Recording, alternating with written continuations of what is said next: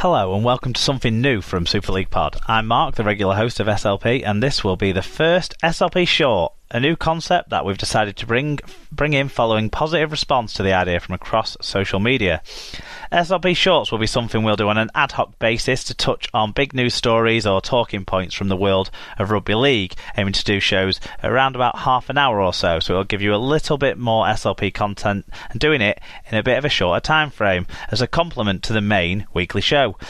We'll be looking for your fan input on these shorter shows as we move along, but the first of these, just to test the water a little in the format, we're going to be typically Rugby League and introspective by looking at the Magic Weekend as a concept. Would we move it? Would we change the format? Would we do anything else with it?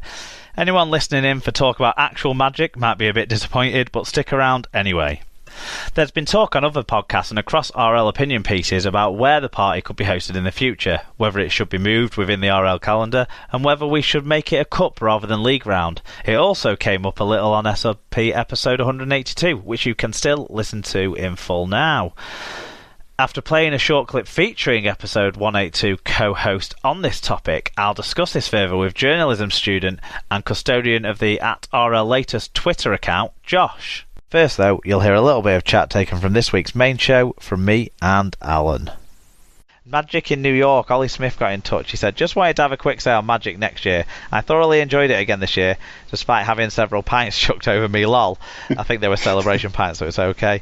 And think it'll be a great shame should it move to New York. Think we need to concentrate on growing the game here first before abroad, and I feel the RFL have lost sight of the fact that RL is a family game.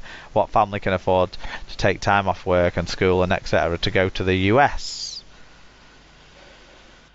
It's a fair point, but just like the game in Denver next month, if they take it to New York, it's not for us. Yeah. Okay? We need to realise that they're not expecting 70,000 people to get on a plane and go to New York. Yeah, even 7,000 or maybe 700. 700. Yeah. That's not what it's about. If they take it there, it's part of the build-up to the World Cup and to support. So if they're kind of on the back of the Denver test, that's part of a broader international promotion effort, I would argue. My personal opinion, I think it's a bit early to be taking 7 or 6 games over there. I think the international plan is probably the right way to go about it. But yeah, I guess we'll see what happens with that, really. So I'm joined now by Josh from RLLatest on Twitter. We're going to talk about the Magic Weekend, kind of what we might do with it going forward, because there's been a lot of conversation over the last few weeks. And we've just finished the 12th Magic Weekend at Newcastle, which is the 4th different venue that's hosted it. It's hosted it more times than anywhere else. 4 years, 3 of the highest attended in those 4, but this year took a dip, and this year's was actually less attended than the last one at the Etihad Stadium. How are you doing, Josh? Are you okay? I'm good, thanks. How are you? Yeah, I'm excellent. I'm ready to talk a bit of Magic Weekend. So, bit of Magic Weekend. Of those 4 venues, I personally have only ever been to the ones at Manchester, and this was my first one at Newcastle. So from that point of view, I've been to 2 of the 4. What about yourself? Just the Etihad for me. Just Manchester City's home stadium for me. Not managed to make it to Newcastle in the past 4 years. Well, being a student, I'm sure you've been budgetary constraints there. Bit. So obviously, with the crowd dipping and those sorts of things, the conversation really does turn to whether the Magic Weekend needs to have a bit of a refresh, maybe move stadiums. Do you have any view on where you would hold the Magic Weekend?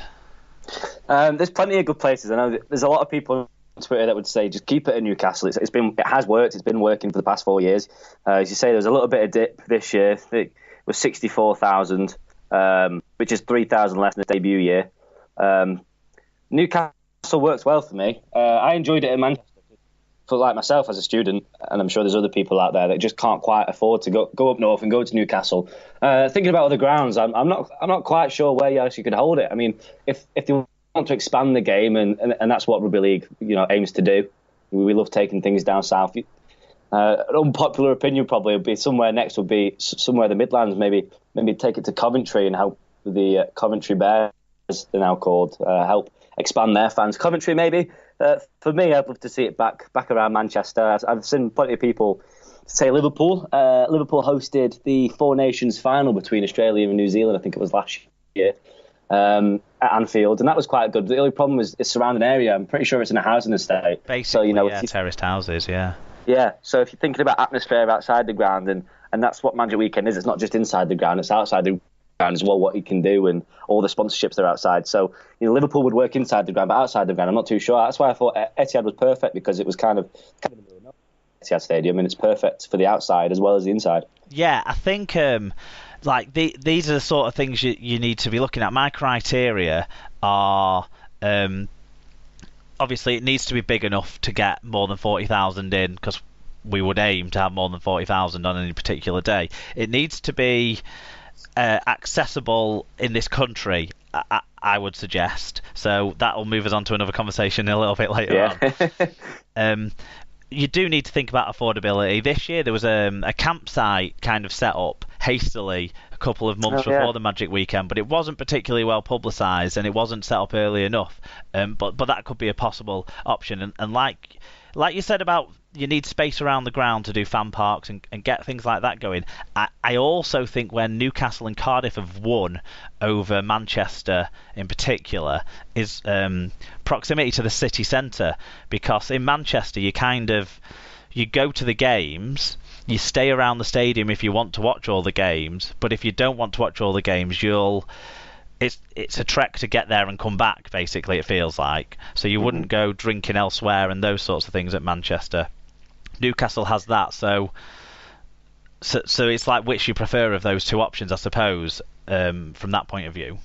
And you mentioned the attendances as 40,000. I've got my stats here. I was prepared for my debut.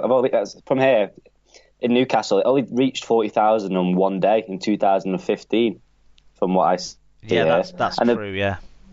But what I see is Sundays always seem to dip in attendance, and I don't know if that's because people can go up on the Saturday and can travel home Saturday night or Sunday morning and get back to work on the Monday, or it might be just the schedules of the games. This Sunday, no offence to any of the fans of the teams that were there, but the teams that did feature, Salford, Carlisle, Huddersfield, Wakefield, don't have a massive following. So if you're thinking about attendances, the Sundays, I've got here, Sundays, first year was 26,000, second year was 28,000, 30,000 in the third year, which is good for a Sunday, but that had Cas versus Leeds finish the weekend, and then this year was only 25,000, which is the lowest it's been on a Sunday in Newcastle. So maybe as well as finding a new ground is mixing up a little bit the fixtures. There is an element as well as when the fixtures take place. So when they've been on bank holiday weekends, originally they were at the start of May on the bank holiday weekend, the Magic weekends. The second Magic weekend, the Sunday, did better than the Saturday, but it did have Wigan versus Saints and Hull versus Hull KR on the Sunday. Have you got your stats with you as well? Have you, like me, got a book open with stats on? Exactly, yeah, I'm there. The first time in Edinburgh was similar, but since then there's been lots of different changes. There was when it was played as the first round of the season. Now that didn't really hurt the attendances hugely, but when it moved back to the May date, but was not the bank holiday weekend eventually, and that's possibly why the Sundays have not performed better in the last 4 years, because the May bank holiday weekend has now been the weekend the Summer Bash is in the calendar. It's good for Championship, but yeah, it's a good point. Like, why would you move Super League, the highest attendance competition, to weekend before a bank holiday? I don't understand that one. Well, that brings us on to one of the other sort of things about as well as where you would host it. I suppose when you would host it is another interesting one. And a question mark I have over it is having the Summer Bash and Magic Weekend so close together. If they're going to be league fixtures or however they're going to be, you could separate them out and have them on different bank holidays, one at the start and one at the end of May, for example, or talk of people wanting to move the cup final and back to a May date and put one of the weekends maybe in the August bank holiday. I think that would be massively cost prohibitive, given it's towards back end of school holiday time as well. But yeah, do you have any view on on that, would you have the two events as close as they have been over the last 4 years, and would you think putting them both on bank holidays is a more sensible way to go?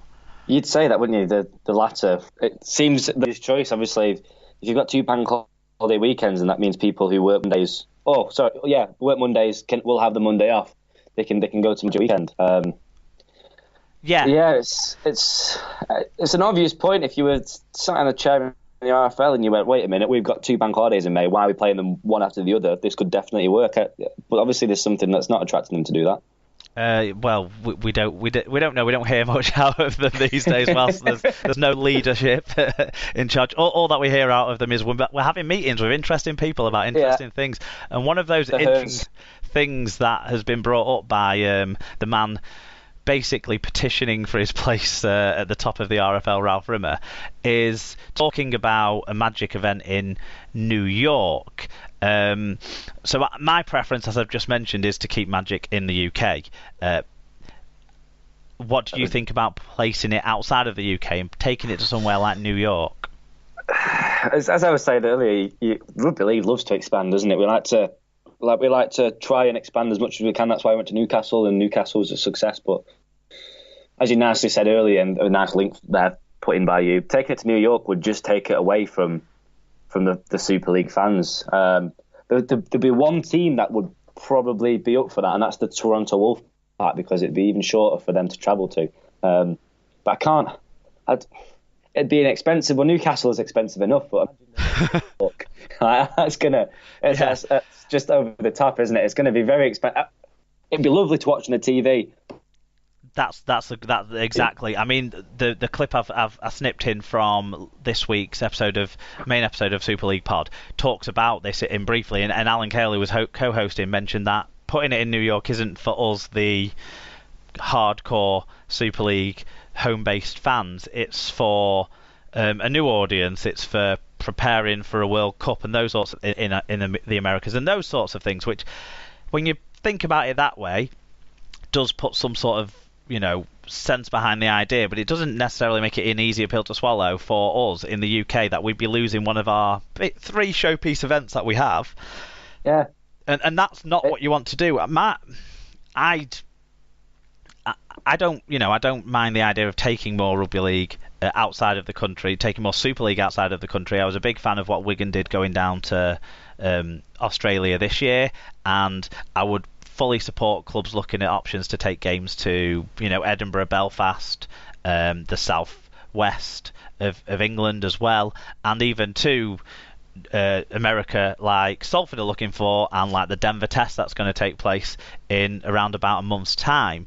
I'm all for those sorts of things. And when you talked about the game being always looking for development and putting Magic in an area where you can showcase the sport and help with some sort of development, that all appeals to that model.